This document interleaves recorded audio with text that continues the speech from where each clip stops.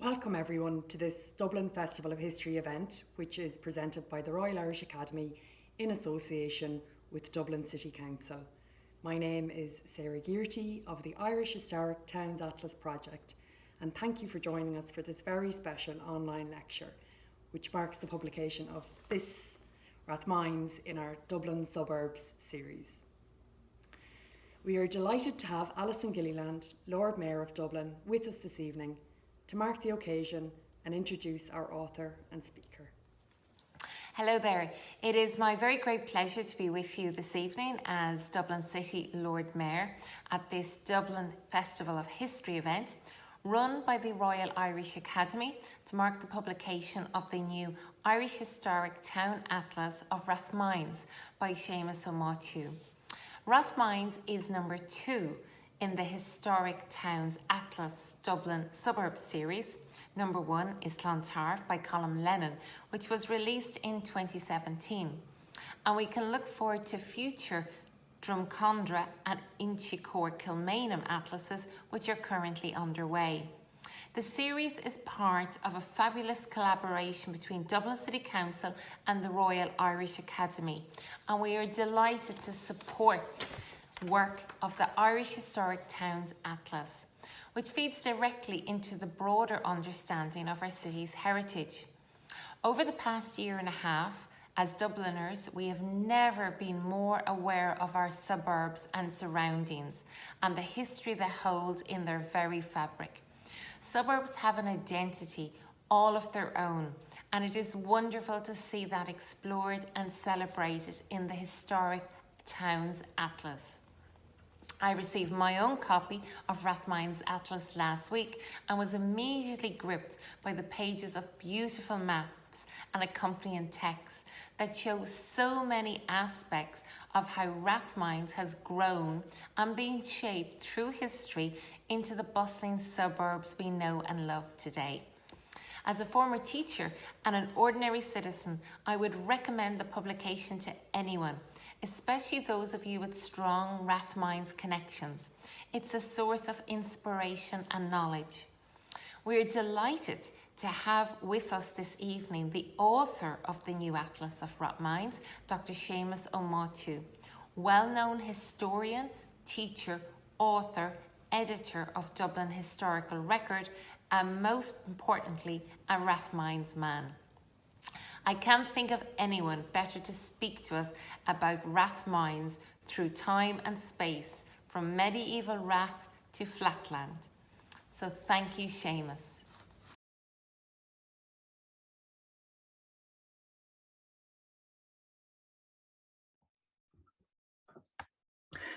What has become known as Rathmines today is bounded on the south by the River Dodder, which we can see at the bottom of our map here.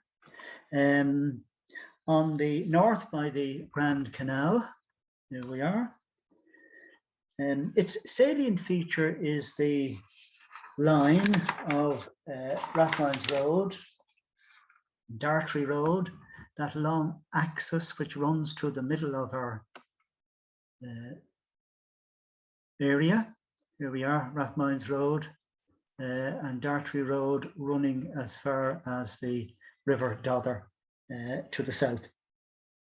And its eastern and western boundaries are now delineated by arterial roads running from the city of Dublin, the line of Mount Pleasant Avenue, Belgrave Square East and Palmerston Road to the east. And we can see them here at Mount Pleasant Avenue, Belgrave Square East, and on up there to Palmerston Road, again up towards the Dodder, Palmerston Park there. And that's on the west side, and it's on the east side, and then on the west by Harold's Cross Road, which is here. So that's generally the area that we will take as Rathmines today. However, over a long period of time, in fact, Rathmines has shifted north, and we'll see that shortly.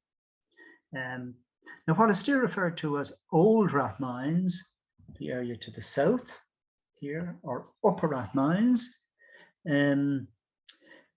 was centred on the original Rathmines Castle, situated at what is now Palmerston Park, and the Rath, or Raw in Irish, known only from place name evidence, and which was probably located in the same area. Now, from ancient times, much of this land was covered by a forest known as Cullen's Wood. If we have a look at our next map, this is Rathmines in the medieval and early modern period, we see the dotted area here is the most probable location of Cullen's Wood. Now, the name is largely restricted to a part of Ranelagh today, but it formerly stretched as far west as Harold's Cross, taking in much of Rathmines. In fact, the name Castlewood Avenue in Rathmines is probably an echo of its former existence there. Two rivers, the Dodder and the Swan, and its tributaries, shaped the area. In medieval times, the Dodder formed the boundary of the civil parish of St. Peter's, in which much of Rathmines lay, and it also was the southern boundary of the later Rathmines township. The Dodder also influenced the first known settlement pattern. Place name evidence points to a line of ring forts on a ridge overlooking the Dodder. Ring forts, or Ráhanna, are typically found on low, well-drained slopes, such as on the eastern flanks of the Dublin Mountains in the nearby Rathdown barony, where many occur. These usually indicate areas of pastoral farming in early Ireland that were converted to arable use with the arrival of the Anglo-Normans. This line of early settlements overlooking the Dodder here consisted of ring forts at Baggotrath, Rathmines, Rathgar, and on the far side of the river at Rathfarnham. Each of these ring forts later had a castle built adjacent to it, indicating this elevated ridge. The sites of the ring forts at Rathmines, or the probable site of the ring fort at Rathmines and at Rathgar, they are joined today, tellingly, by a road called Highfield Road. The high in that name probably, well, more than likely indicates this ridge on which the ring forts were built. Now, despite the apparent absence of an early Irish ecclesiastical site, the church greatly influenced the development of Rathmines, as it came to form a part of the patrimony of the Archbishops of Dublin from pre-Anglo-Norman times. With the Anglo-Norman arrival, these lands were confirmed to the Archbishop and perhaps augmented. The area was erected into the Manor of St. Sepulchre. It had formerly been called the Manor of Colonia, a Latinized version of the old name Coola. The change of name appears to have taken place during the reign of Edward I, and he reigned from 1272 to 1307. The distinctive curved southern boundary of of Palmerston Park, that is the public park, may be a vestige of the ring fort that gave Rathmines its name. The site seems plausible, as it is adjacent to old Rathmines Castle. And we can see here Rathmines Castle situated here in the medieval period. But that's Rathmines, the site of Rathmines Castle, and the adjacent ring fort being there before the castle, of course. Rathgar, very close along the ridge to the ring fort of Rathmines, also had a castle. Finally, Rathfarnham, on the far side of the river, attracted the most spectacular castle of all, Rathfarnham Castle, still extant.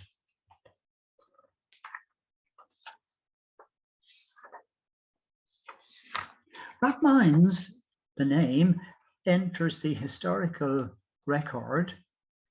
We have the place name evidence, of course, Rathmines, but the actual first reference in documentary reference to such a place is on the 22nd of May, 1313, when the Justiciar John Wogan granted Le Rath to Richard the Welton,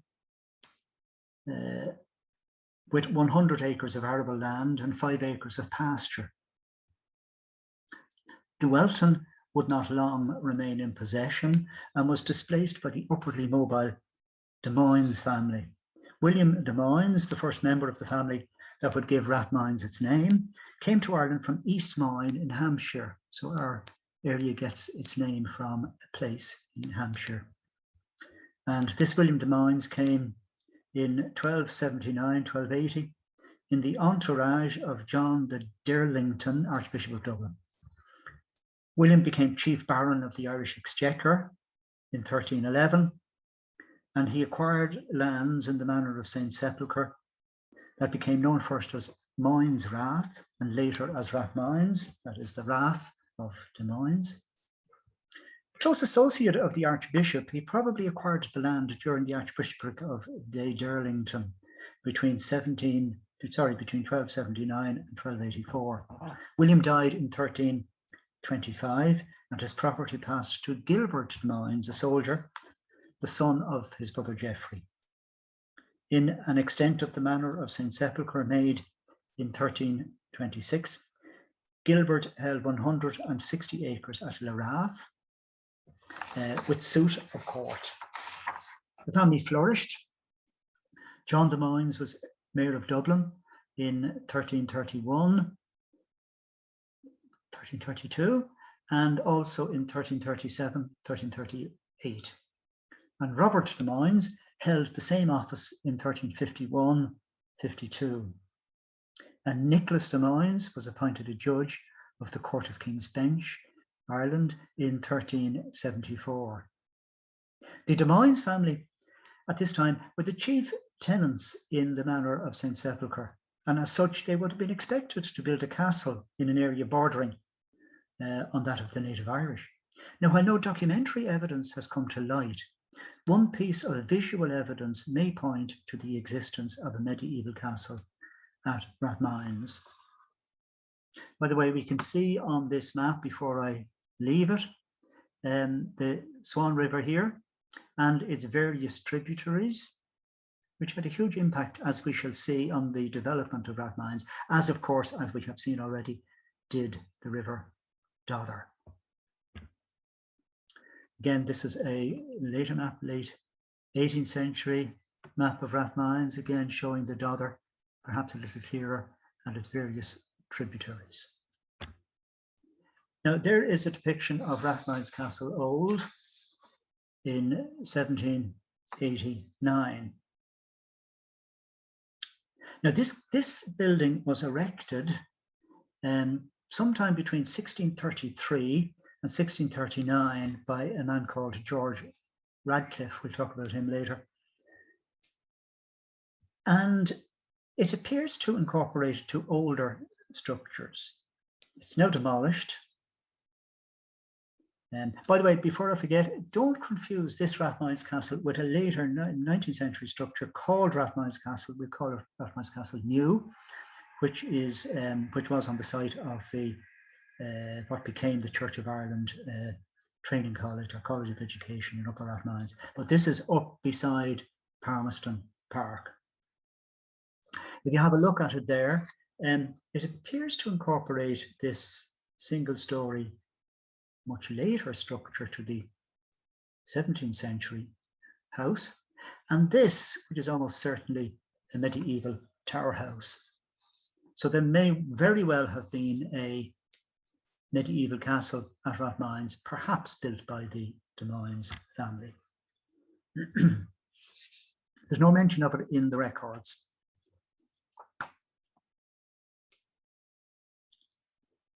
Now, the Archbishops of Dublin further let go land, and this would bring new landowners to the Rathmines area. In particular, the Brabazon family, ennobled as the Earls of Meath. Individual archbishops had only a life interest in the land and often succumbed to the temptation to make a quick profit by letting it out on long renewable leases. As early as the 15th century, the statute described the archbishop's patrimony as decayed and diminished. This process, coupled with the Reformation and the availability in the Dublin area of large tracts of former, as we see, ecclesiastical land, both episcopal and monastic, enriched members of a coterie close to the establishment.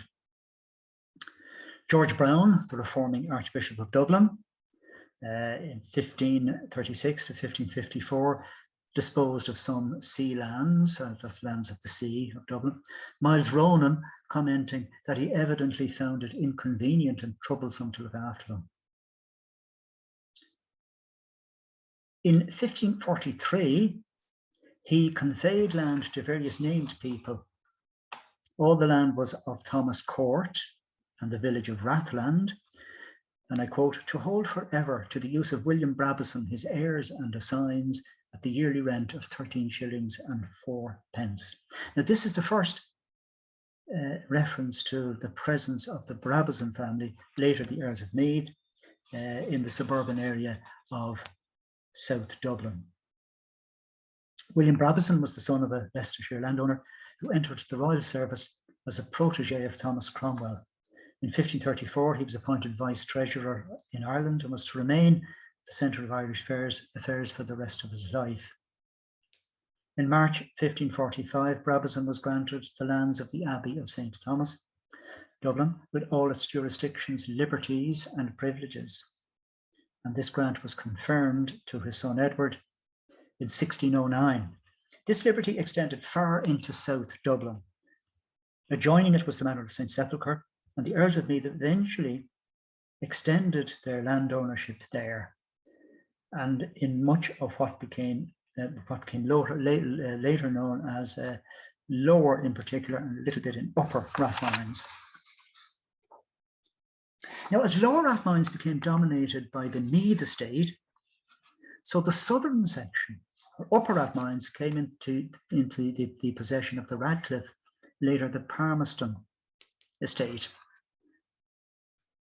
And we have a map here just showing the location of the Meath estate lands and the Palmerston estate lands. These were the two great landowners who dominated Rathmines Upper and Lower.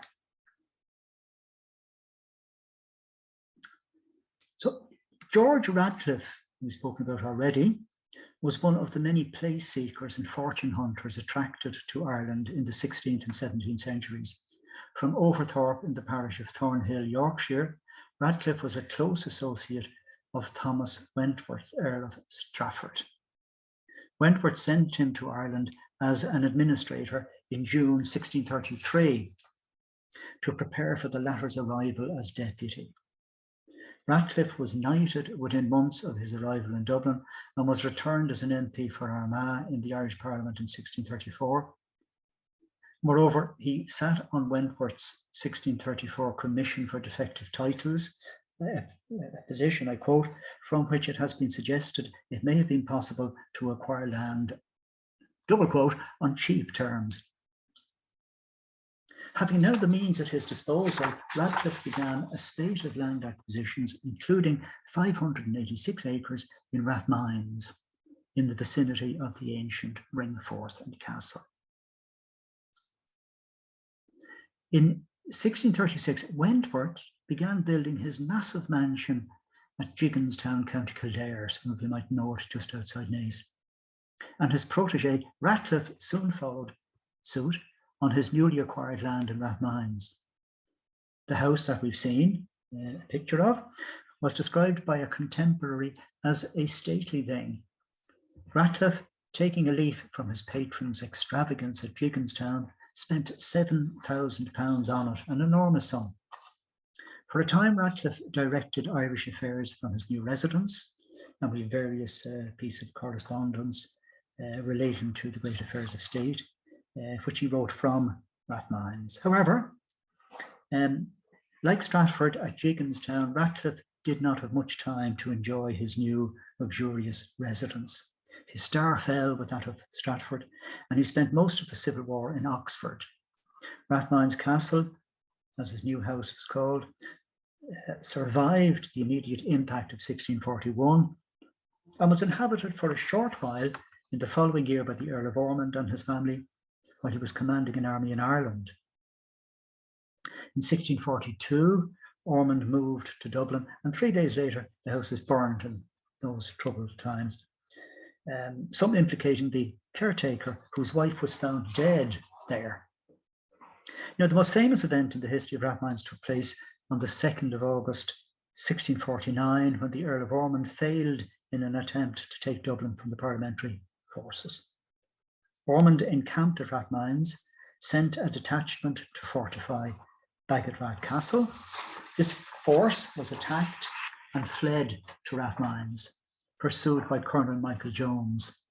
Some idea of the topography of Rathmines and of the surrounding area of the castle at that time may be had from eyewitness accounts of the battle. The terrain consisted of fields bounded by hedges and crossed by a series of rough paths and tracks. In the parliamentarian Edward Ludlow's memoirs, Colonel Jones, pursuing the Royalists, marched up to the walls of Rathmines Castle, which were about 16 feet high and containing some 10 acres of ground, where many of the enemy's foot had shut themselves up. Quote. During the ensuing Cromwellian period, the restored Rathmines Castle contained 6 hearths, and the lands still at this time, after the disturbances of the Civil War and so, were owned by George Ratcliffe. In the census of 1659, Rathmines is recorded as having 12 taxpayers, evenly divided into 6 Irish and 6 English. Now, the number may seem small, but is comparable to neighbouring Rathgar. William J. Smith characterises the population of Rathgar at this time as a gentry household standing alone in its townland. Rathmines may well have been the same, with the total population being associated with the big house and its domain and land. George Ratcliffe died in 1657, and after a lengthy legal battle, his son Thomas recovered the estates in Ireland that he had inherited from his father and lost for a while. Thomas Radcliffe also lived at Rathmines, and he died at Rathmines Castle in 1679 without issue. Now, Rathmines ended up in the hands of his aunt, Margaret Trapps, and in a will of 1698, she left all of her land in Ireland to Sir John Temple. He came into possession of the lands on her death in 1701 and was the first of a family who would have a major impact on the development of Upper Rathmines. In 1666, he purchased the Palmerston estate in Chapelizod, and so associated his family with the name under which they would be ennobled. His eldest son, Henry, would become Viscount Palmerston in 1722. So we have the name Palmerston associated with Upper Rathmines. In the late 18th and early 19th centuries, Rathmines fulfilled the function of a retreat from Dublin. Numerous writers describe it as a desirable resort for those fleeing the supposed unhealthy environment of the city under the prevailing theory of miasma spread, vapours sort of leading to disease. The village of Rathmines in 1822 was said to be inhabited chiefly by invalids in consequence of the supposed purity and wholesome quality of the atmosphere. This therapeutic and tranquil atmosphere was on the verge of great change, however. In Lower Rathmines, the new circular line of Grand Canal was completed as far as Portobello by the end of 1790. And Portobello Bridge was built in 1791 to maintain the link between Rathmines Road and the city. The new straight line of Rathmines Road was laid out in the summer of 1800. Described in the Statistical Survey of County Dublin, 1801, the old road was said to be situated so low as to be overflowed upon any extraordinary rain or snow, and also narrow and winding. So if we have a look at a map here, 1802 Taylor's map, we can see this is the Grand Canal, and we can see the line of the new line of Rathmines Road, straight as a die, as it is of course today. And you can see faintly what appears to be the outline of the old road here running to its west. Now this old road is also seen on a map of 1810 from the Meath estate. You can't see it too clearly here. This is the canal, the line of Rathmines Road, and very faintly here is the line of the old road here, and it's actually said and described as old road there. Now, at a point where the Swan River takes a sharp turn north from its easterly course, a small village grew up that heralded the first shift in the centre of gravity of Rathmines. And I just go back for a moment to a map that will show us clearly the Swan River. This is it here, running here in an easterly course, and it takes a turn here to flow in a northerly direction. Rathmines Road follows it beside it. But at this turn here, a small village grew up in the early 19th century, and a new road was built following the course of the river a little bit, diverging from Rathmines Road, and this is the present junction of Rathgar Road and Rathmines Road, just here. So we see how the Swan River greatly impacted on the road development in Rathmines.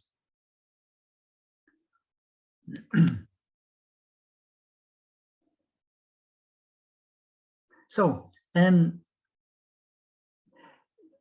this develops, and the older area of settlement around Rathmines Castle, much further south, doesn't really develop very much in the early modern period, but a new village arises here. And so Rathmines is shifting, as we see, it's shifting north, the centre of gravity, if you like. And this is more than likely the village that's mentioned already, inhabited by invalids around 1822.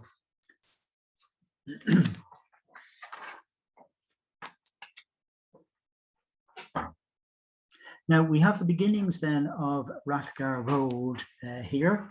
It's depicted on Taylor's map of 1801, but it appears to peter out into a track. However, on some later maps, it's much clearer. The new line of Rathgar Road, you can see it here marked as New Road on Taylor's map, New Straight Road of 1816. Now, at the heart of this small village was an area known as the Chains, consisting of a set of chains or bollards, one of which, by the way, is still in existence, possibly fencing the stream off from the small houses that grew up there. A small village green fronting the river may also have existed. At the turn of the 19th century, this small rural settlement was described as a pleasant, fine village, 1.5 miles south of the Castle of Dublin. It is extremely rural and healthy and well wooded and watered. W.T. Myler, writing in 1822, also describes the area as being laid out in meadow and dairy fields. However, around this time, shortly after 1800, that new road of Rathmines, I should say, was built in the summer. We can pin it down, the summer of 1800, an easy date to remember. It's in the Statistical Survey of Dublin, that date is mentioned. So we have then this new village of Rathmines growing up. And Rathmines, from then on, really with the building of the new road, the early decades of the 19th century, really begins to become very developed and built up. The main beneficiaries being, of course, the Palmerston estate in Upper Rathmines and the Meath estate in Lower Rathmines, although the latter estate was prevented from gaining maximum benefit as much of its land was set out on long fixed leases.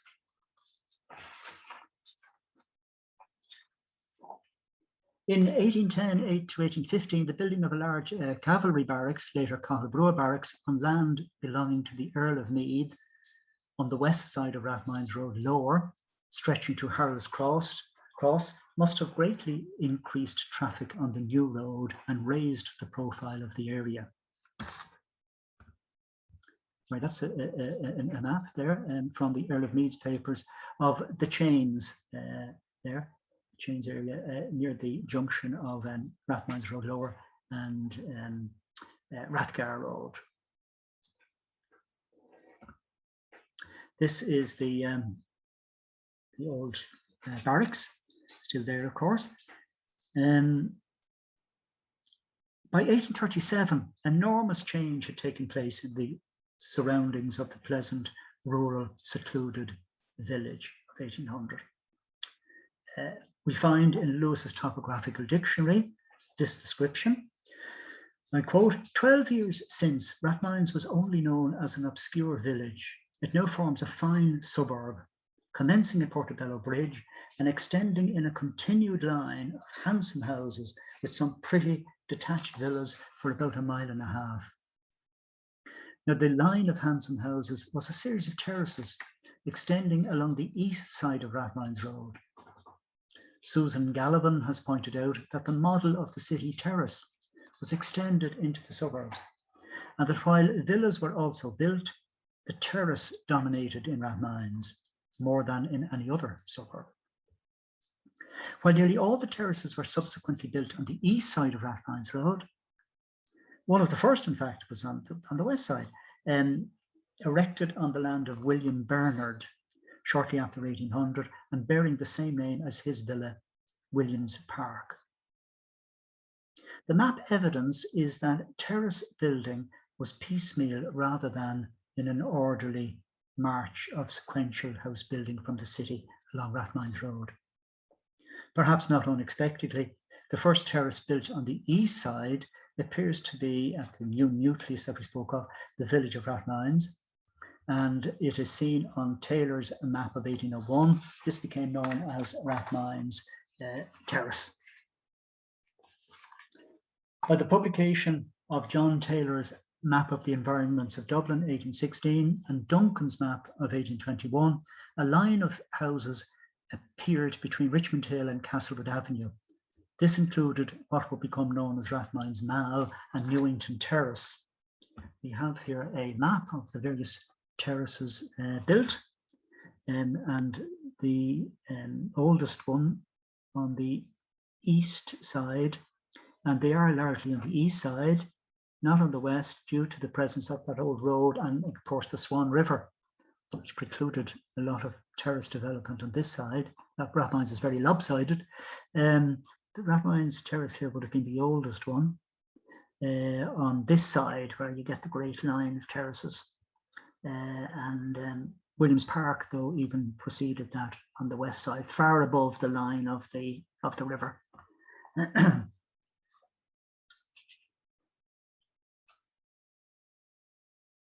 So again, not much terrace development on the west side due to danger from flooding. Little room, of course, on that area between the road and the river, to include back and front gardens, a coach house, a back lane, and so on. On the west side, however, were a number of villas on the low ridge running parallel to the Swan, with large gardens extending down to the river. The earliest were Mount Anthony, built by Anthony Clavel, Williams Park, mentioned already. Now, the Swan itself actually was said to be comparatively dry during the summer months, but sudden autumnal showers caused flooding in its immediate vicinity. The demand for suburban housing can be inferred from the frequency with which Rathmines occurs in the Registry of Deeds. Before 1800, Rathmines crops up infrequently, but there is a huge surge in land transactions from the first decade of the 19th century that continued into the 1820s and 1830s. Many villa owners in the area began selling off whole fields for development. Now, apart from these arterial roads, link roads connecting them began to be built, such as Leinster Road connecting Harold's Cross Road and Rathmines Road, Castlewood Avenue connecting Ranelagh and Rathmines. And this opened up land, which led to the creation of more roads off them, and also squares, a notable feature of Rathmines, of course. There's Grosvenor Square, a picture of it, a postcard, in fact. I think it's a postcard, early 20th century there. A major step in the completion of a middle-class enclave was taken in 1867 when the township commissioners, and I'll speak about the township shortly, ordered that all the remaining thatched cabins and wooden sheds in the township were to be removed and due notice given to their owners. With its proliferation of squares and fine roads, in 1869 the Irish builder referred to Rathmines as the Dublin Belgravia. House building reached its peak in the 1850s and 1860s. Unlike the neighbouring Pembroke Township, which had a more uniform patrician air owing to building clauses laid down by the Pembroke estate, Rathmines had a rather more free enterprise regime owing to the long lease policy of its major landowner. Houses in Rathmines were built in a variety of sizes and roof heights, as one speculation gave way to another.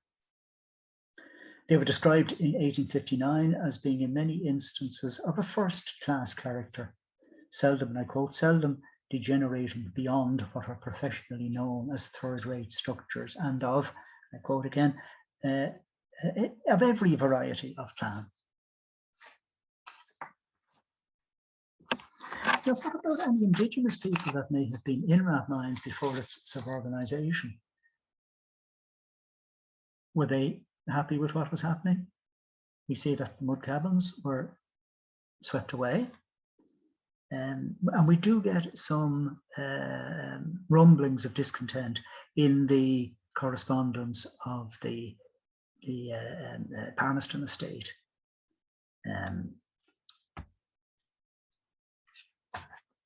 I won't go into that.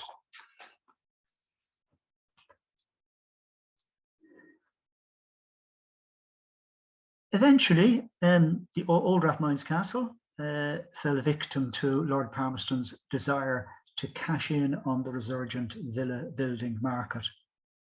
And in 1844, Lord Palmerston's agent reported to the estate that the old castle had been razed to the ground and a road made for a terrace of houses to the front of the site, which became the road known as Palmerston Park. And the pleasure ground, the Palmerston Public Park, which it eventually became, had been laid out and planted.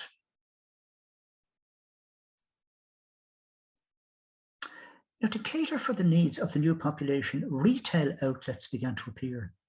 In 1859, it was reported that at the junction of Rathmines with Rathgar and Rathmines Upper, a business town had sprung up within the last few years, wherein all the requirements of the outward man may be satisfied. The phenomenon of shops sprouting up in front gardens, right up to the line of the railings, with narrow alleyways between them to give access to the terraced houses behind, became a feature of Rathmines seen to the present day. No planning authority existed to oppose this practice, which was often decried. Even the Rathmines Township Board, from its establishment in 1847, had weak powers relating to such developments as long as they complied with sanitary regulations. The new residents flocking to Victorian Rathmines, as with their counterparts elsewhere, were increasingly expecting services for their new homes, such as paved streets, public and domestic gas lighting, running water, and an adequate and sanitary sewerage system.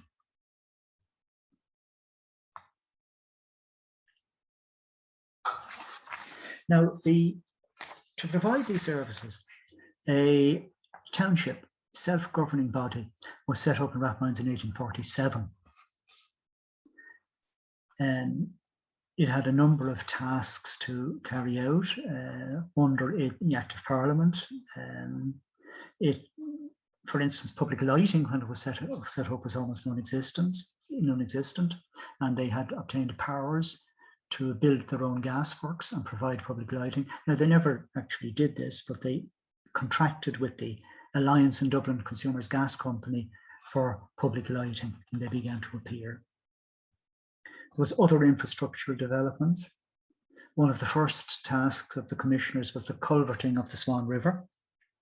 By 1858, it had been largely covered in a large tunnel as far as the Carmelite Convent ground in Ranelagh.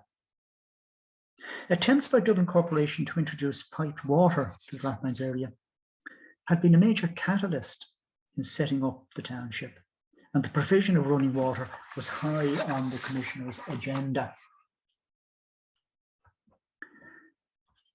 A reservoir was built by the commissioners, the Rathmines commissioners, in 1863 at the Grand Canal at Gallanstown, and mains were laid between it and Rathmines, a distance of 8 kilometres. And later, a great reservoir was built at Bornabrina in the Dublin Mountains, and the water was turned on in Rathmines in 1887. The introduction of running water exacerbated sewerage problems as more and more householders installed water closets. In fact, before it was covered over, the Swan River had largely become an open sewer, so something needed to be done with a drainage system, and this was built in cooperation with the Pembroke Township in 1897.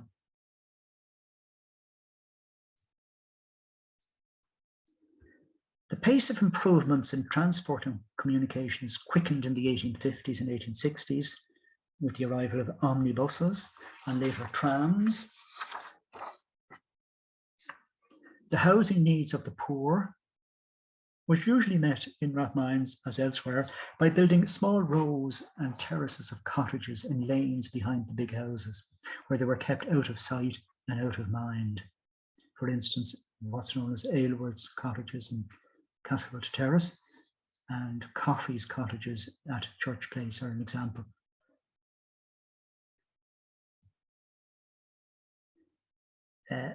As public transport, usually at first patronised by the wealthy, developed, the need to keep horses declined, and many stables began to be turned into dwellings for the working classes. Stables often had a residential role as mews, that is, with the stableman or coachman living above the stable at the end of the back gardens of the large houses began to develop. Now, the Dublin Artisans Dwelling Company constructed 120 artisans' cottages in the fringe of the Rathmines area in 1884, and Rathmines eventually built artisans' dwellings at a site of a demolished house called Gulliston behind their original town hall and later town hall. They also built what were known as labourers' dwellings at Hollyfield in Upper Rathmines in 1903. Now, in the latter half of the 19th century, the municipality of Rathmines began to cater for wider leisure and cultural needs. The Rathmines commissioners adopted the Public Libraries Act, and in 1887, to celebrate the Diamond Jubilee of Queen Victoria, opened a public library at 53 Rathmines Road. And this was later moved to a brand new building across from the town hall in 1913. There was a growing interest in the latter part of the 19th century in opening up green spaces as amenities for the urban public. Landscaped gardens and fresh air were regarded as having moral and health benefits, especially among the working classes. While the middle class area of Rathmines, with its large back and front gardens, was less in need of this than the overcrowded city, the commissioners were nevertheless anxious to open public parks. And this was done with the opening of Palmerston Park in 1895. The skyline of Rathmines was changed forever when a magnificent town hall was built on the somewhat restricted footprint of an older one. And this new town hall was erected in 1897. We see the old one on the left and the magnificent new one on the right. And with this, the centre of gravity of Rathmines begins to shift north again. And this area around the new town hall, which develops a cluster of civic buildings, if you like, including, as we see, a town hall, a fire station, a large service yard, electricity works, refuse destructor, artisans' dwellings at Gulliston, and a morgue. These were all created around this nucleus of the town hall, and we see them there on this map. So you have this new, very interesting civic cluster, which further shifts the centre of gravity of Rathmines north. The period of War of Independence saw the acceleration of the decline of the Unionist and Protestant population, which had been a feature of Rathmines for many years. In 1918, the area returned the only Unionist member of Parliament outside of Ulster and the two members elected for the University of Dublin. The Unionists finally lost control of the now Urban District Council in the local elections of 1920, very late really. One reason for the exodus of the upper middle class, largely Protestant population, was a feeling of alienation in post-independence Ireland as a whole, leading to resettlement in Britain and elsewhere. Other factors included the increased cost of maintaining large and often decaying houses, and the disappearance of cheap labour required to run them on a day-to-day basis. The arrival of the motor car brought more modern and compact houses further from the city within range of commuters. Their place was taken by a new class of young civil servants, teachers, nurses and students from the country who found flats and bedsits convenient to the city centre in the newly vacated terraces of big houses in Lower Rathmines. This trend continued into the 1950s and 1960s as landlords acquired multiple properties to subdivide, leading to a proliferation of even smaller flats, bedsits, and the township was swept away. It was seen as an anachronism from colonial times, and Rathmines came under the jurisdiction of Dublin Corporation. While Upper Rathmines escaped much of the move to multiple occupancy and retained many fine family homes, the rise of the area as Dublin's main flatland continued apace. The increase in the number of young single office workers and students and the decline in young families saw a two-tier situation develop, with a cosmopolitan, shifting young population living side by side with an aging, more indigenous cohort. The Victorian shops were replaced by convenience stores and supermarkets, and by fast food outlets, often catering to a late night clientele. This trend culminated in the arrival of the giant multiplex Swan Centre in 1983. Now, the revival of a civic spirit related to pride in locality and the attempted resurrection of the so-called villages of Dublin since the 1960s has had mixed impact in Rathmines.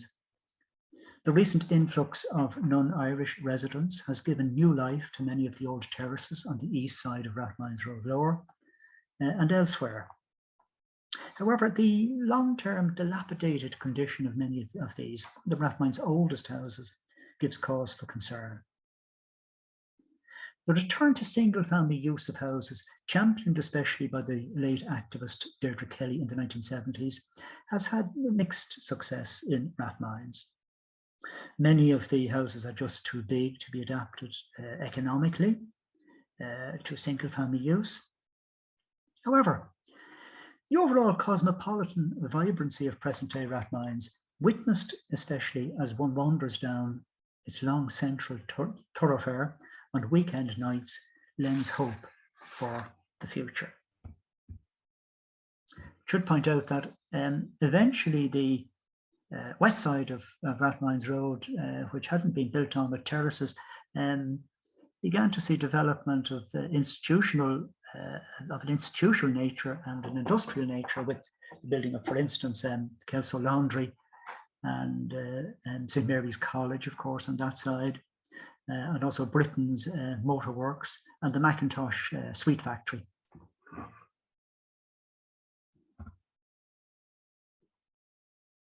So with that, we'll leave the story of Rathmines. Thank you.